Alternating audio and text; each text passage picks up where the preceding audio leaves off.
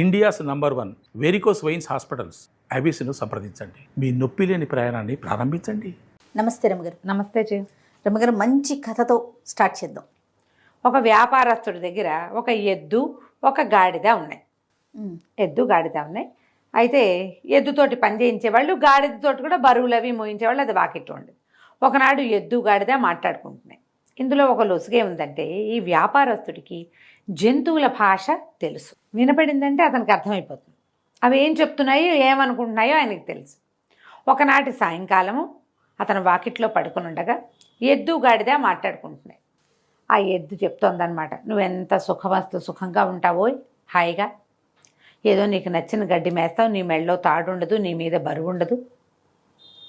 బరువు వేసినప్పుడు వేస్తారు, లేనప్పుడు లేదు. నువ్వు ఎంత నిదానంగా నడిచినా నీ కథ నడిచిపోతుంది. గాడిద నిదానంగానే నడుస్తుంది, పరిగెత్తదు గుర్రంలాగా. గాలపింగ్ అవి ఉండవు దానికి, అటా పోతూ ఉంటుంది.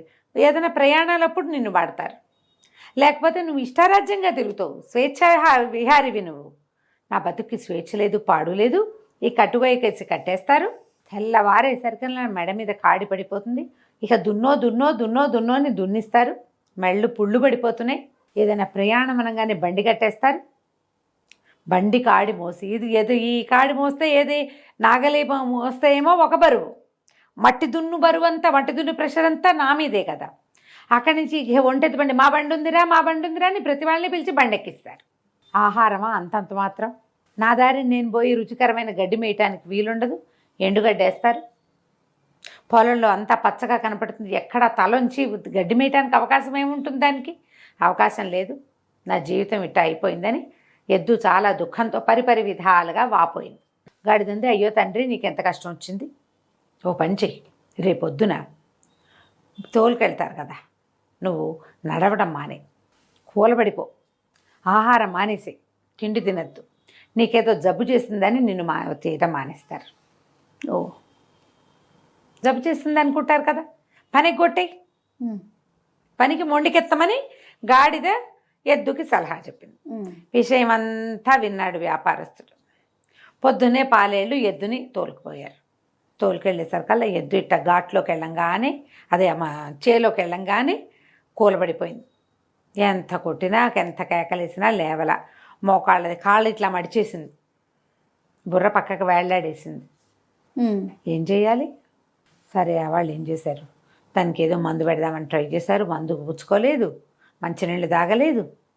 అతి కష్టం మీద నలుగురు కలిసి లేవదీసి ఎట్టా ఆగొట్ట ఇల్లు పొలము దగ్గర ఏమన్నా ఇంటికి తోలుకొచ్చి బిట్లో ఈ ఘాట్లో పెట్టుకుని పడేశారు. లోపలికి పడేస్తే అది హాయిగా అక్కడున్న గడ్డి నెమరు వేస్తూ సుఖంగా విశ్రాంతిగా కూర్చుంది ఎద్దు. ఆయన అన్నాడు, అరే ఎద్దు ముండికేసింది కదా, గాడిదని గట్టండ్రా అన్నాడు. అనగానే హడిలిపోయింది గాడిద. ఎక్కడికి తీసుకెళ్తున్నారో దానికి అర్థం కాల, దానికి తెలియలా ఏం చేయబోతారో. సరే, ఆ బయటికి తీసుకెళ్ళి గాడిద మేడ మీద కాడేసి దాంతో దున్నిచ్చారు. సాయంత్రం అయ్యేసరికి గాడిదకి గూట్లోకి వచ్చినాయి. దానివల్ల అవ్వలేదు. అంతేగా, ఇంత బరువేట ఎద్దు ఎంత ఎత్తు ఉంటుంది, ఎంత బలిష్టమైంది. గాడిద ఎంత ఉంటుంది, దాని బతుకు పాపం. అక్కడి నుంచి ఈయన అన్నాడు, రేపటి నుంచి ఎద్దెటాకు మూలపడింది కాబట్టి గాడితోటి దున్నిద్దాం, దాన్ని అక్కడే ఉంచేసేయండి ఎద్దుని, దీని సంగతి చూద్దామన్నాడు. గాడిదకి అర్థమైపోయింది, అమ్మో వీళ్ళు ఇదే చేయబోతారని. ఒక్కొక్కళ్ళు వచ్చి ఊరిని గాడిద భలే దున్నింది అని మెచ్చుకోవటం. అంటే రేపటి నుంచి వీళ్ళు ఇదే పని చేస్తారుగా. అంతే. అక్కడి నుంచి సాయంకాలం అవ్వగానే ఇది సూర్మి అలాగా ఏడ్చుకుంటూ వెళ్ళింది గొడ్లశాలలోకి. వెళ్ళేసరికల్లా అక్కడ ఎద్దు విశ్రాంతిగా కాళ్ళు చాపుకుని పడుకుని గడ్డి నెమరు వేస్తూ రెస్ట్ తీసుకుంటాం. ఎంతో బాగుంది తండ్రి ఇవాళ నా జీవితం, ఎంత హాయిగా ఉందో, రేపు కూడా ఇట్టాగే పని మానేసి రెస్ట్ తీసుకుంటాను, ఎంతో బాగుంది నాకు అనగానే గాడిద అనుకుంది, ఓరు నాయన, రేపొద్దున ఇది కూడా ఇది రెస్ట్ తీసుకుంటే రేపు మళ్ళీ నాకు పడిపోతుంది.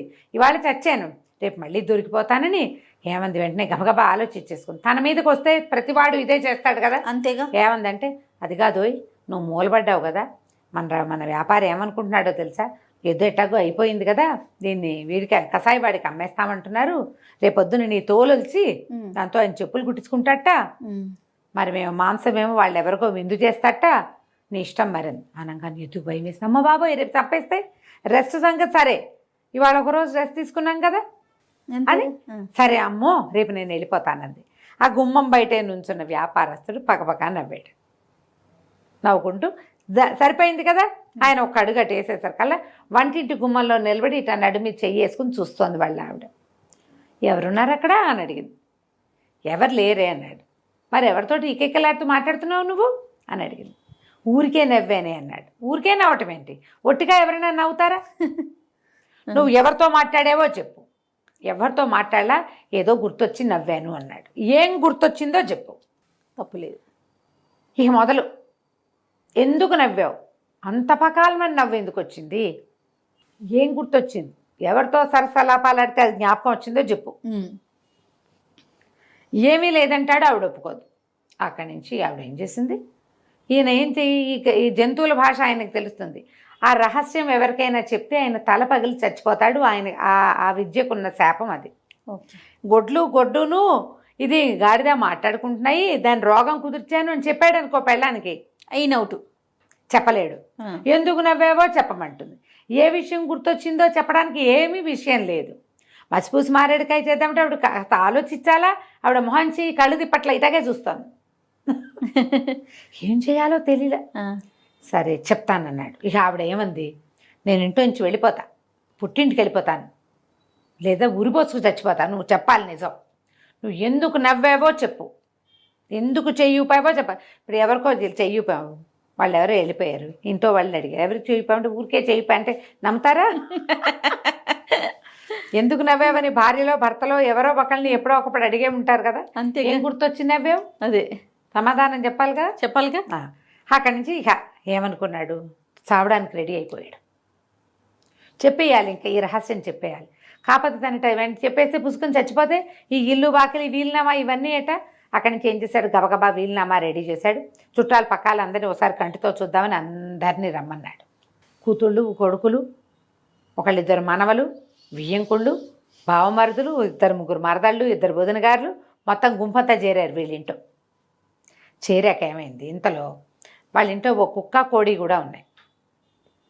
ఆ కుక్క అదే పనిగా ఆయన కేసు చూస్తూ పాపం చచ్చిపోవడానికి సిద్ధపడ్డాడు మహారాజు అనుకుంటూ దీంట్లోకి చూసింది. మన కోళ్ళ దీంట్లోకి, కోళ్ళ గూడు ఉంటుంది కదా, ఒక పెద్ద గూడులో ఒక పెద్ద పుంజు 50 పెట్టెలు ఉన్నాయట.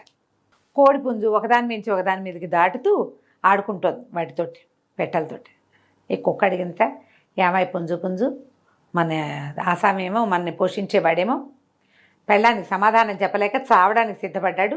నువ్వేమిటయ్యా అంటే, చక్కగా 50 మంది పెట్టెల్ని భలే మెయింటైన్ చేసినావో, ఆయన ఒక్క పెళ్ళాన్ని మెయింటైన్ చేయలేకపోతున్నాడు. ఒక భార్యకి సమాధానం చెప్పలేక చావడానికి సిద్ధపడ్డాడు. నువ్వు ఒక్కడివి, ఒక్క పుంజుంది, 50 పెట్టెలుంటే ఇన్ని పెట్టెలతోటి సరసలాపాలు భలే బాగా ఆడుతున్నావు నువ్వు, ఏమిటో నీ రహస్యం అంటే. ఏముంది రహస్యం, ఎవరి మెథడ్స్ వాళ్ళకు ఉంటాయి. ఎందు పుంజు, సరే నీ మెథడ్ నీకుందనుకో, నీ రహస్యం నా చెప్పకు. మన యజమాని ఏం చేయాలంటే, ఏం చేయాలంటే లోపల తీసుకెళ్ళి విరగబాదేయాలి పెళ్ళాన్ని. ఇంకోసారి ఇలాంటి ప్రశ్నలు అడిగామంటే చంపేస్తానంటే సరిపోతుంది. అది అక్కడే నిలబడి ఉన్న యజమాని మొత్తం విన్నాడు. అర్థమైంది ఆయనకి. కుక్క కోడి మాట్లాడుకుంటున్నాయి, ఈయన వినపడుతున్నాయి కదా. సరే ఆ వచ్చిన చుట్టాలందరినీ పలహారాలు చేయండి అని, ఏమే ఇలారా అని చెప్పి ఆవిడ లోపల తీసుకెళ్ళి, వాళ్ళ వాకిట్లో తుంగ ఉందట, తుంగగడ్డి, అదేట దీనిలాగా చెరువుల్లో మొలుస్తుంది. 2 పోసలు లాక్కెళ్ళి లోపల తీసుకెళ్ళి చితబాదేశాడు పెళ్ళాన్ని. నేను ఎందుకు అయినా నవ్వుతా, నువ్వు నన్ను అడగడానికి వీల్లేదు, చచ్చినా చెప్పండి. మళ్ళీ అడిగావో మళ్ళీ తగులుతాయి దెబ్బలు. శభాష్ అనగానే ఆవిడ, మరి వీళ్ళందరినీ ఎందుకు పిలిచదు, ఎందుకైనా పిలుస్తా, అది నా ఇష్టం, ఏది అడగటట్లేదా, నువ్వేం అడగడానికి వీల్లేదు, కాపురం చేస్తావా దెబ్బలు తింటావా ఏదో ఒకటి చెప్పన్నాడు. ఆవిడేమో నాకు దెబ్బలదు, నేను కాపురం చేస్తా, ఇంట్లోనే ఉంటా, ఎవరికీ చెప్పను. బయటకు వచ్చి అందరికీ పలహారాలు పెట్టేసింది. ఈయన హాయిగా ప్రశాంతంగా ఉన్నాడు. కుక్క కోడి ఎద్దు గాడిదే వాటి పన్నాలు చేసుకుని ప్రశాంతంగా ఉంది. కథ కంచికి మనం ఇంటికి పరిష్కారం ఇలాగే రమ్మగారు. మరి ఏం చేస్తాం, సచ్చినా చెప్పండి, నీ దిక్కుంటాడు చెప్పుకో అనాలి, అంతే. ఈ కథలో ఇలా ఉందమ్మా, ప్రతి కథలోనూ ఇలా ఉంటుందని అనుకోకండి. ఈరోజు కాదు, ఇది అరేబియన్ నైట్స్ ఎప్పుడో రాయబడి ఉన్న కథ. దీన్ని కథగా వినండి, అంతే. ఆ రోజు కథ చెల్లింది. మనం పిల్లలకి ఎక్కడ దాకా చెప్పాలి, కుక్క గాడిద ఎద్దు కథ వరకు చెప్పాలి. ఒకళ్ళ పనులలో ఇంకొకళ్ళు జోక్యం కల్పించుకోకూడదు, అంతే. బాగుంది కదా, చాలా బాగుంది రమ్మగారు. నమస్తే. నమస్తే.